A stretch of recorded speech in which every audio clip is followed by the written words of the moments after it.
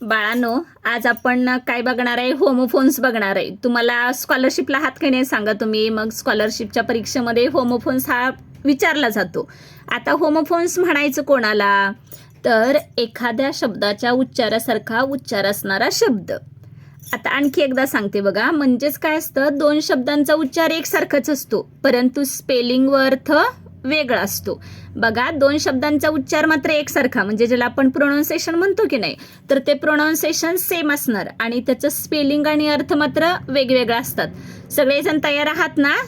ऐका, आता 2 वेळा मी सांगणार, तुम्ही ऐकायचं आणि त्यानंतर मग लिहून काढायचे. काय आठवत आहेत का बघायचे. जेवढे आठवतील तेवढे लिहायचे, नाहीतर परत अजून एकदा ऐकायचं आणि मग लिहून घ्यायचं.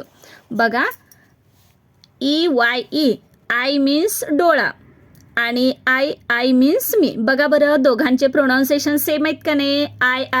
आय मीन्स डोळा आणि आय मीन्स मी. नेक्स्ट आहे बी आणि बी. बी मीन्स असणे आणि बी म्हणजे मधमाशी. बी मीन्स असणे आणि बी मीन्स मधमाशी. नेक्स्ट आहे डिअर. DEER डिअर मीन्स हरिण आणि DEAR डिअर मीन्स प्रिय. DEER डिअर म्हणजे हरिण आणि DEAR डिअर मीन्स प्रिय. नेक्स्ट बघा, हिअर. HEAR हिअर मीन्स ऐकणे आणि HERE हिअर म्हणजे येथे. HEAR हिअर म्हणजे ऐकणे आणि HERE हिअर म्हणजे येथे. नेक्स्ट आहे आवर. HOUR आवर मीन्स तास आणि OUR आवर मीन्स आपला किंवा आमचा. आता HOUR दिलंय की नाही, मग त्याचं प्रोनाउन्सिएशन हवर असं करायचं का? नाही. त्या शब्दाची सुरुवात न झाल्या, पण आपण प्रोनाउन्सिएशन तसं नाही करायचं. का करायचं नाही ते मी सांगते तुम्हाला. एन आणि द ही उपपदे आपण बघणार आहेत का नाही, त्याच्यामध्ये सांगते मी. जर न सुरुवात झाली तर आपण असं हवर न म्हणता अवर का म्हणतो ते. त्याच्यामुळे आता फक्त लक्षात ठेवायचं, HOUR ला अवर म्हणायचं. HOUR अवर मीन्स तास आणि OUR अवर मीन्स आपला आमचा. पुढचा आहे इट. इट मीन्स तो ती ते आणि इट मीन्स दुसरा खाणे. नेक्स्ट आहे लेटर.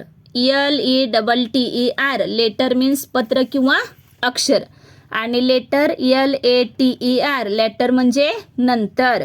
LETTER लेटर म्हणजे पत्र किंवा अक्षर आणि LATR लेटर म्हणजे नंतर पण.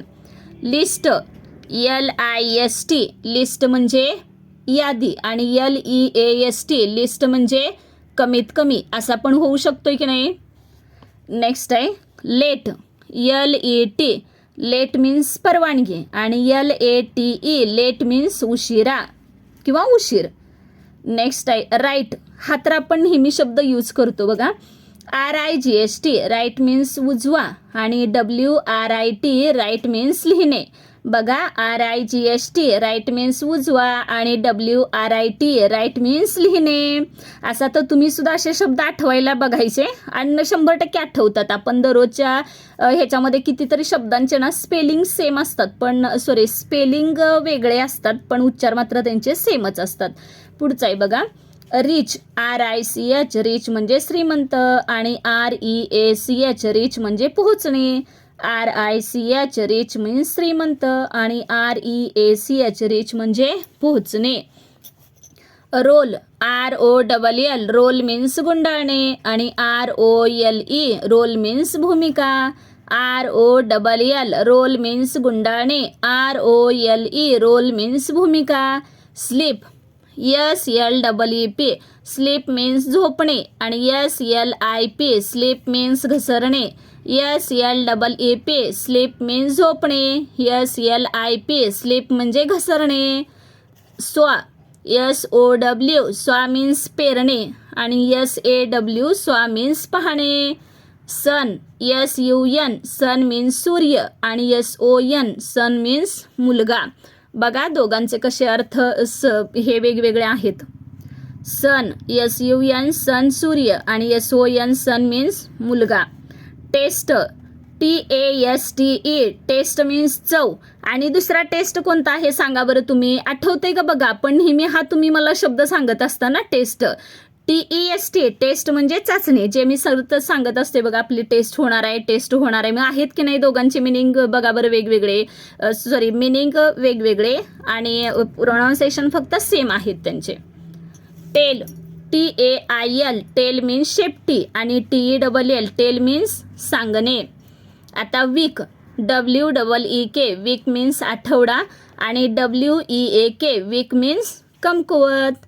WEEK वीक मीन्स आठवडा, WEAK वीक मीन्स कमकुवत. वेट मीन्स ओला, WET वेट मीन्स ओला, WEIGHT वेट म्हणजे वजन, WEIGHT वेट म्हणजे वजन. आता वेस्ट बघा, जे आपल्या डायरेक्शन्स असतात का नाही, दिशा बघा, त्याच्यामध्ये आपण ईस्ट, वेस्ट, साऊथ, नॉर्थ असं बघतो, त्यामधला वेस्ट आहे. WEST वेस्ट म्हणजे पश्चिम आणि पुढचा कोणता आहे WAIST वेस्ट मीन्स कंबर. किंवा तिसरा एक अजून एक येतो बघा WAST वेस्ट म्हणजे कचरा. आहेत का नाही बघा तिने, वेस्ट म्हणजे पश्चिम, वेस्ट म्हणजे कंबर, वेस्ट म्हणजे कचरा. पण त्यांचं प्रोनाउन्सिएशन जरी सेम असले ना बाळांनो, तरी त्याचा अर्थ आणि स्पेलिंग मात्र वेगवेगळा आहे. आता पेन तर आपण नेहमीच हा शब्द यूज करतो, हो की नाही. मग पेन PEN पेन मीन्स लेखणी आणि PAIN पेन मीन्स वेदना. PEN पेन मीन्स लेखणी, PAIN पेन मीन्स वेदना.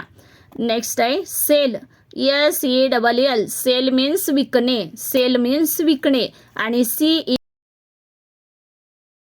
कक्ष.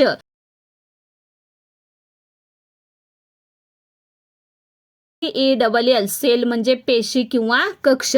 आता मी एवढे शब्द दिलेत का नाही, यासारखे आता तुम्ही होमवर्क म्हणून ना तुम्ही 20 शब्द काढून मला कमेंट्स करून सांगायचं काय, आणि तुम्ही ते शब्द टाकले तरी चालतील. आणि हे फक्त शब्द तुम्ही ऐकायचे, लिहून घ्यायचे, 2 वेळा ऐकले ना तिसऱ्यांदा राईट करायचे. आपल्याला जे जे शब्द आठवत आहेत ते आठवायचा प्रयत्न करायचा. जर आठवलं नाही तर परत एकदा लावून बघायचं, ऐकायचे शब्द, ते ॲटोमॅटिक पाठ होऊन जातात. आणि तुम्हाला असं काही स्पेशल मोबाईल जवळ ठेवून वगैरे काही बघत बसायची गरज नाही, बघायचं नाही, फक्त हे ऐकून. आणि इंग्लिश हे जसं आपण मराठी ऐकून बोलायला शिकलो ना, तसंच मराठी इंग्लिशचं सुद्धा आहे. तुम्ही जेवढं इंग्लिश ऐकाल, जेवढं तुमच्या कानावरनं जाईल, तेवढं तुम्हाला ते पटपट बोलता येईल किंवा तेवढे तसे तुमच्या डिक्शनरीमध्ये शब्द येतील. ठीक आहे.